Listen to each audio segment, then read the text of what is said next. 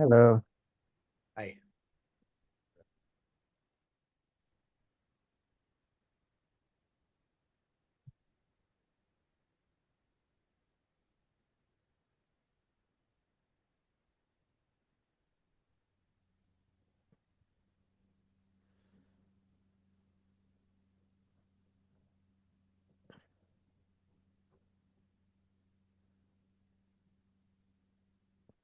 Um,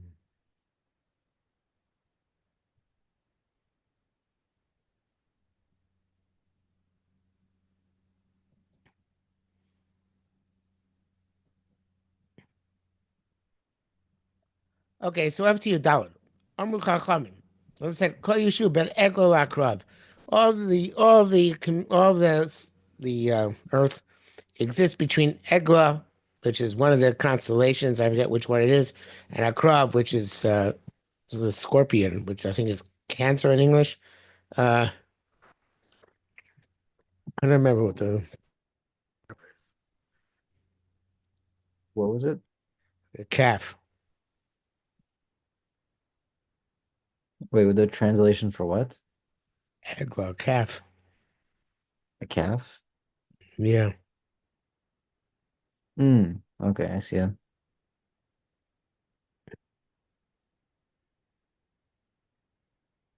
Uh, it's a cow. Um, Well, cow. I mean, a baby Or calf is also a calf. Taurus. Or it's, oh. Okay, so it's between Taurus and Cancer. Um, so wherever that is in the heavens, that is where the entire. mm, okay, let's see what this is here. Taurus to Cancer. Um, well, if you want to know about horoscopes, Taurus and Cancer are an Earth and Water sign pairing, whatever that means.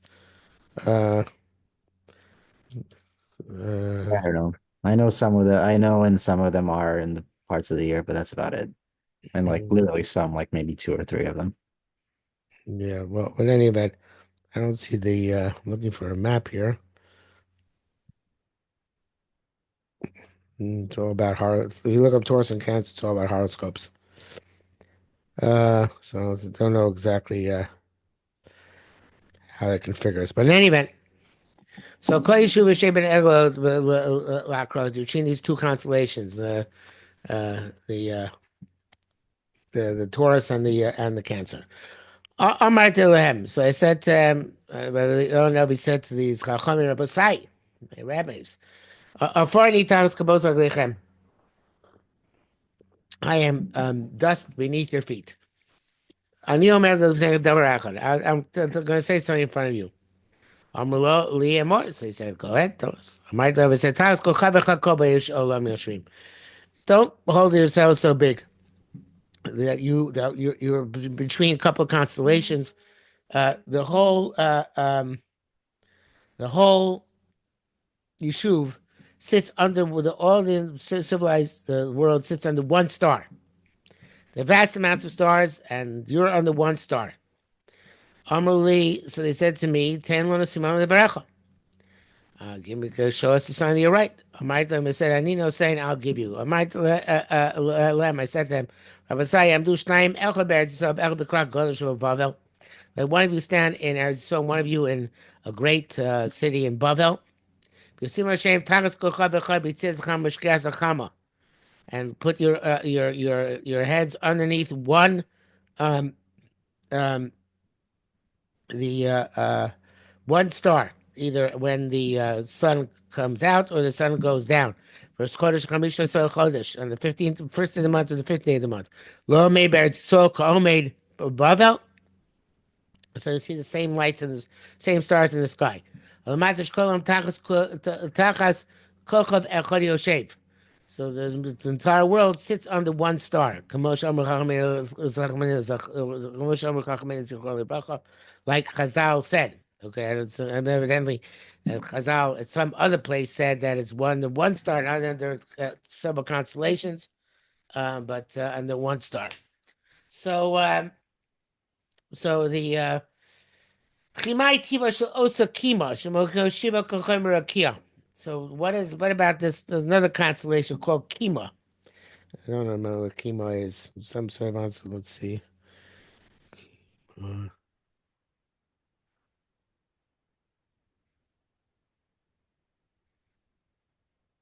mm. It's a cluster of stars in the within the Taurus constellation. It's called it's one of the particularly uh, it's called in English uh, Pleiades, I think. So if you were the doctor and knew something, it would be helpful. Just the doctor only knows medicine. What good does it do? Hmm. You're only a doctor only knows medicine. What good does it do me? For what? Anything else? I have no idea what these constellations are. Wait, which ones? Some I know, some I don't. There's some Pleiades. Pleiades. Yeah. That's not the zodiacs, definitely. No, it's a part of the cluster stars in Taurus. The Pleiades Oh is been yeah, known one. as Oh, actual constellations. Yeah, I wouldn't know much about that. no. The Pleiades, also known as Seven Sisters, is a young open star cluster in the constellation Taurus, approximately 440 light years away from Earth, containing about 1,000 stars. Okay, so it's somewhere in a part of the constellation of Pleiades. Okay, so Shemaya Tiva also Kimo Shikmo Shiva Kochon Barkia. Evidently, it looks like to the ancient Greeks, it looked like there were seven stars. In reality, there are thousands of stars there, but only six or seven are usually visible to the naked eye. Okay, so okay, that's it says here Shikmo Shiva Kochavim Barkia, seven stars in the heavens. Kuz Mukim tells that they're all adjacent to each other. Limera Kosa Derech Eretz. Well, Doros. The pasuk teaches us, even though it's not a pasuk here, it's talking about nature, but it's just Derech Eretz, the manner how to conduct with some generations. Shaloya Mar Adam, person not saying Nema En Rakia Atzma Avaka Kochavim. Why is the heavens not thick like the stars? I don't understand what the question is. Um, uh, But he says here, "My tiva perish lama sakein shushiva smuchochin smuchim mo zelazeh." Why it makes seven stars very close to each other. And that's you kmo shiva v'kochim rakia. B'meseches baros amar shmo my kima. Why is it called kima? Kimea kochave. Yesh me kocham shel kima. So we actually about 1,000. But Shmuel, who lived before the age of telescopes, evidently knew that there were at least 100. So therefore, it's Kimea.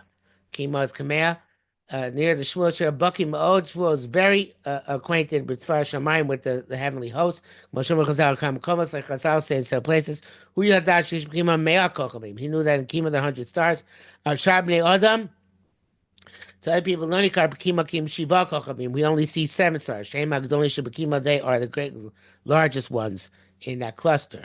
Derech Eretz Nier Kabbalah Shalime Ledoros. He taught for all generations. Mal Derech Haroi Vanoa Ban Hagas Derech Eretz.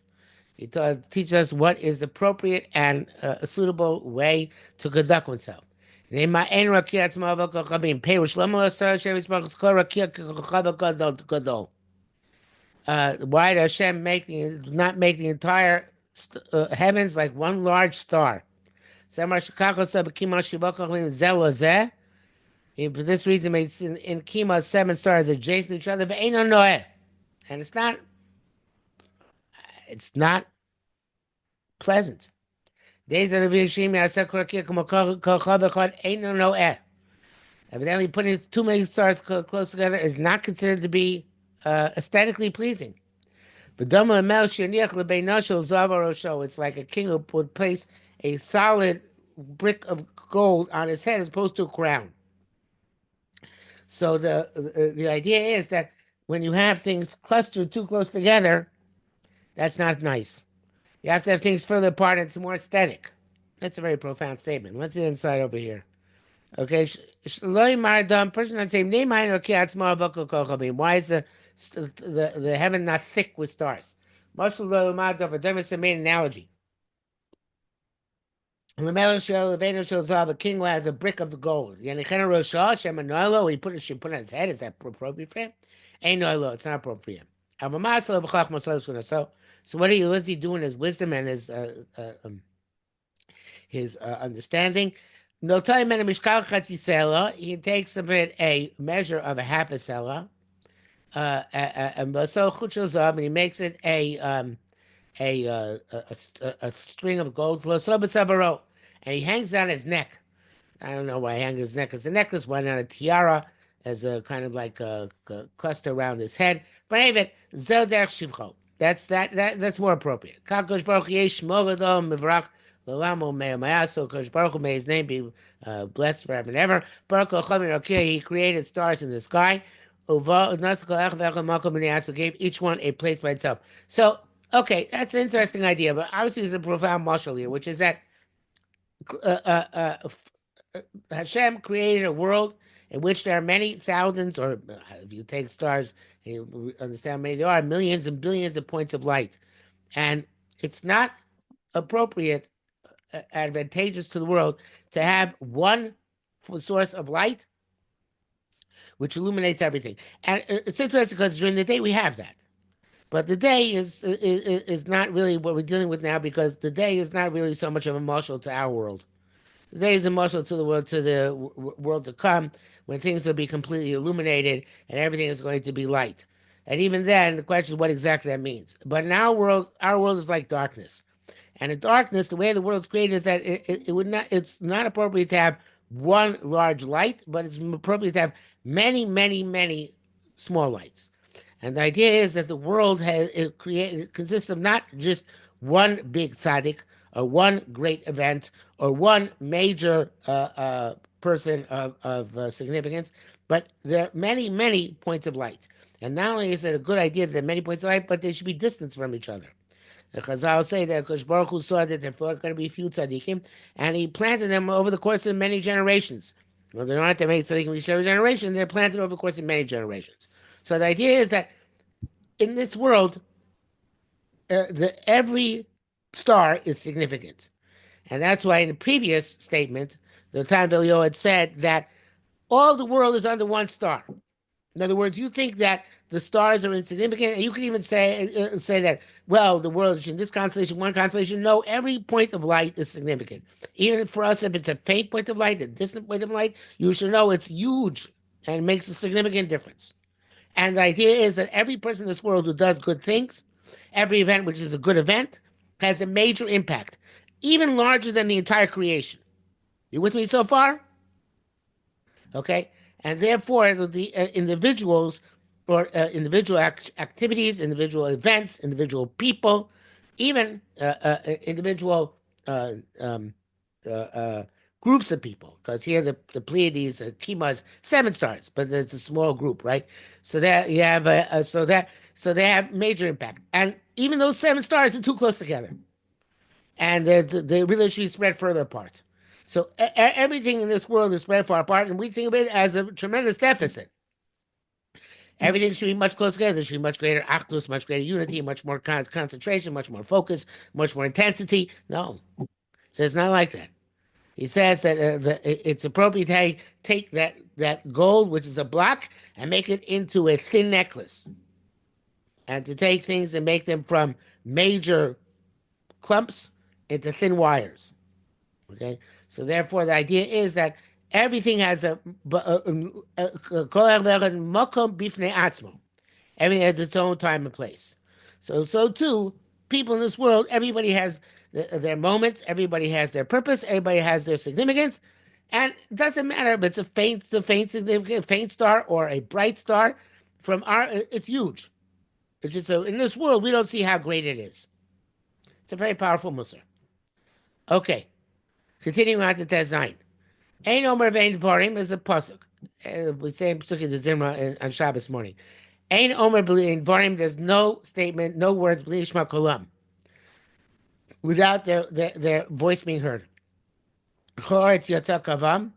In the entire world, their line goes out. We say Sevel Milim, and to the ends of, and the words go out to the end of creation. Lashemesh Sam O Bohem. and to the sun he made a tent among them. So this pasuk is talking about the heavenly bodies, and saying that obviously they have significance. Again, that they have this tremendous reverberations, whatever that means. And then the sun is has a tent among the other heavenly bodies. Amr Chachamim, so it said, "Gagal chamam ha'chamesh mitzvah." The extent of the sun, in other words, its size, the amount of time it takes to walk. It's as the distance which one walk in 500 years. Now, as obviously that's symbolic, because the idea is that anything which is 500 is beyond the normal confines of nature, because normal confines of nature are defined from Aleph to Tuf, from 1 to 400. Anything above 400, because it goes beyond letter Tuf, is something which is beyond the nature of this world. So they're saying the sun is something which is above and beyond our capacity to understand. And so therefore it's huge. It's supernatural, so to speak. I don't know if it's actually supernatural, as I was saying, but it's major. And see from which place it comes out.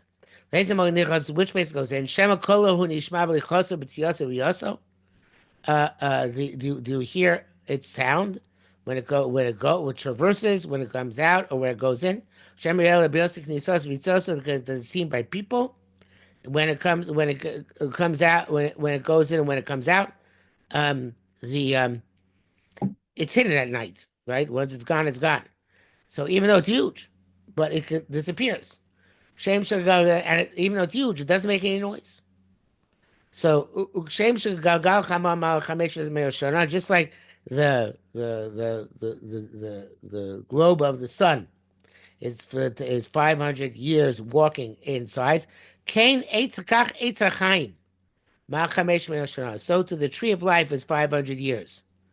And Shemite says, "Ma godlu ma'asecha Hashem." How great is your handiwork, Kush Baruch Hu. So obviously, we don't understand exactly what this means, but there's the symbolism here is that the Eitz HaChaim, the tree of life, has two meanings. It can mean the tree of life in the Garden of Eden, and it can mean the tree of life, Torah. And they both parallels are correct here.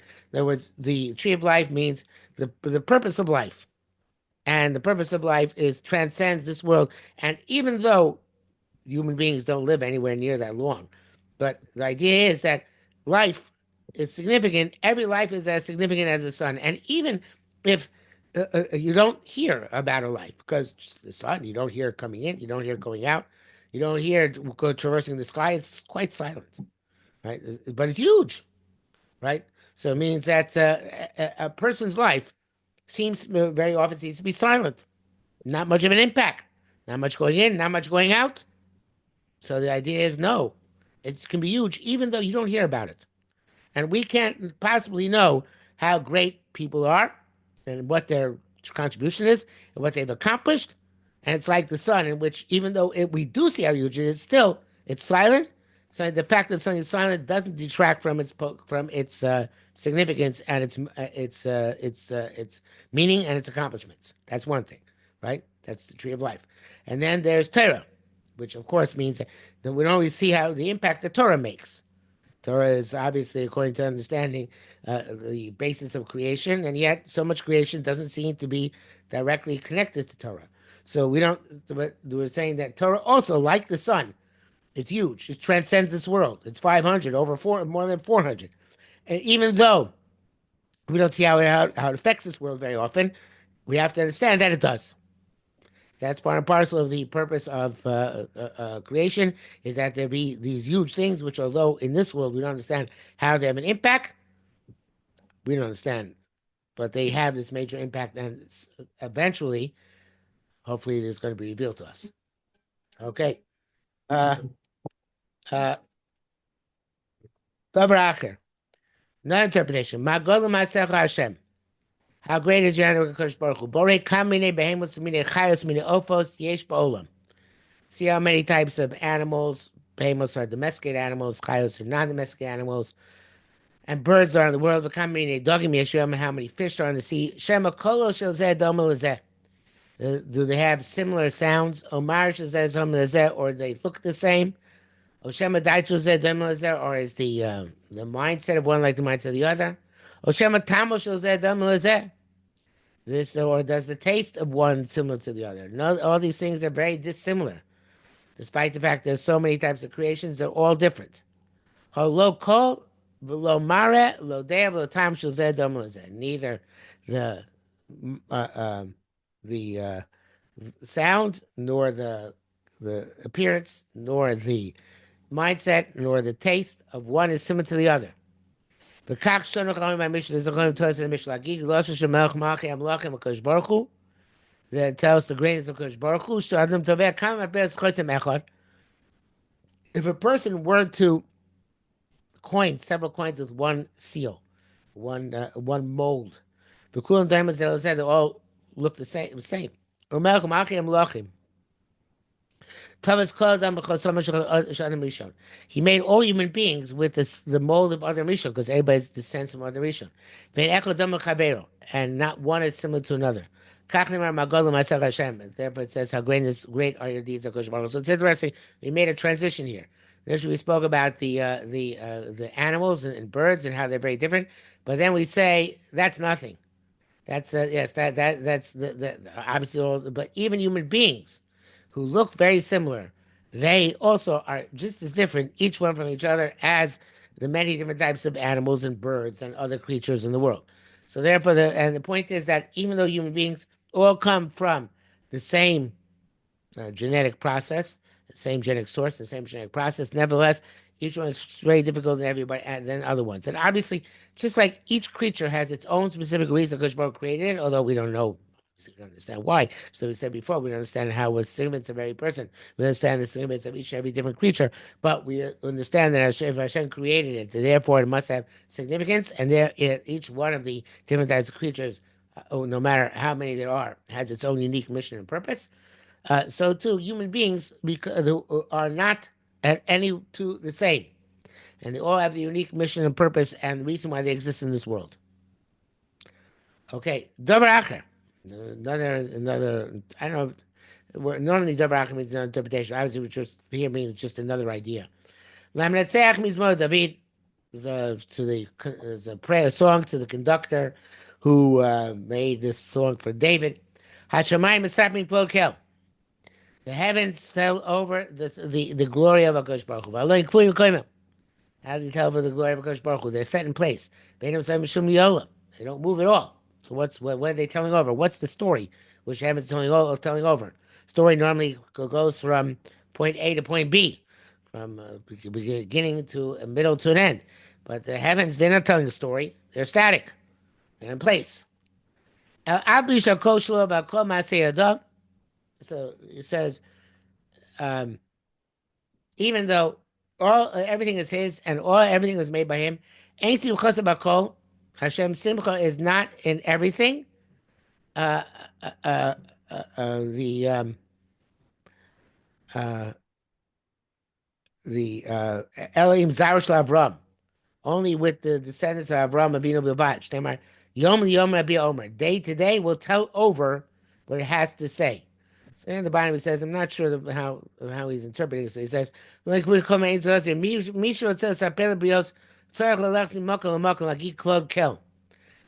to say, there's a different question here. How can they tell over anything to each other if they can't move? If I want to tell a story, so then have to go over to tell somebody a story. If I'm static in place, I can't tell anybody anything. I mean, I guess I can tell the person next to me, but there's a limit to how much storytelling I'm telling. Yet it's saying here that the heavens are telling stories. To whom are they telling stories? So I was saying that it's asking what kind of story they're telling if they're static. He's saying how can they tell stories if they can't move from place to place and converse with each other? He says, El Afal Pi shall kol shalo b'kom masei adav. So it says in the next piece, he says, Lehem esaprin hashmayim u'shmei hashmayim l'ros k'vod Hashem. Hayishrak mishalon aselo neis so she'elchu v'yom ulo.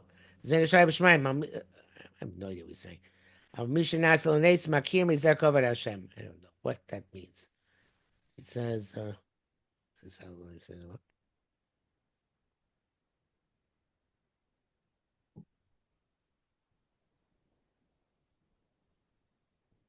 I have no idea. Abisha Kosho, Koma Sayadov.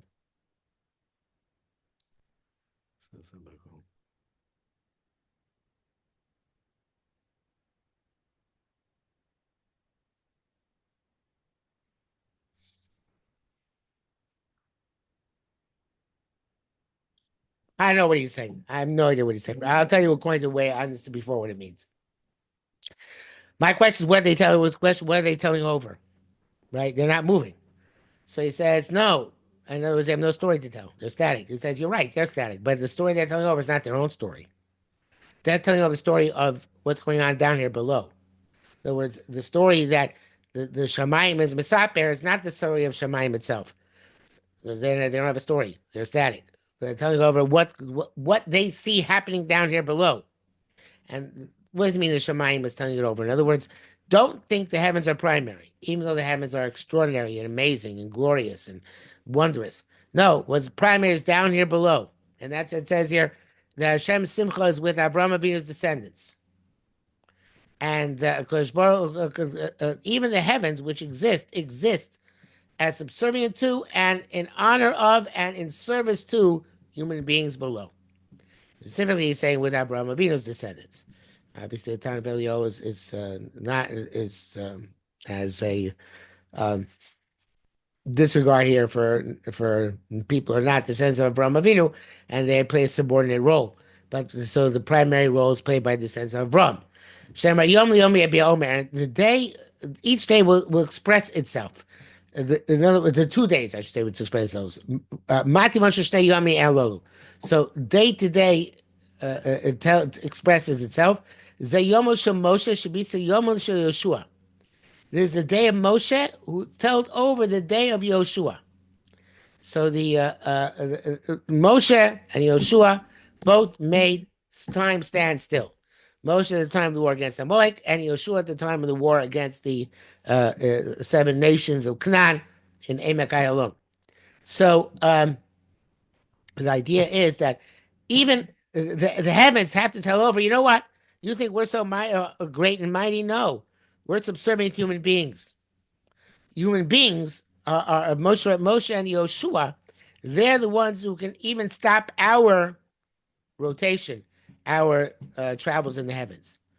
And that's Yom Liyom, day to day. Those 2 days, one time Moshe, the other time Yoshua, indicate the heavens are subservient to the earth. Shema says, Hayom achel teis pachtru b'yisrael b'nei miktas kol shamayim asher yishma'un shemachal v'rogzu v'chol mipanecha. So Hashem says to Moshe Rabbeinu that in Eretz Yisrael, when the Jews go in, I'm going to give their fear and their awe on all the nations of the world. Underneath the entire heavens, they're going to hear about you, Am Yisrael, and they're going to be in fear and trepidation from you. Shematar, maybe we'll say, Hoil, because Baruch HaRagas Yichon Ba'og. No, actually, this is talking about Moshe Rabbeinu, not Yoshua. Hashem said to Moshe Rabbeinu, I'm going to give your fear and your trepidation on all the nations underneath the heavens. So the Tanna asks, what is this fear? Because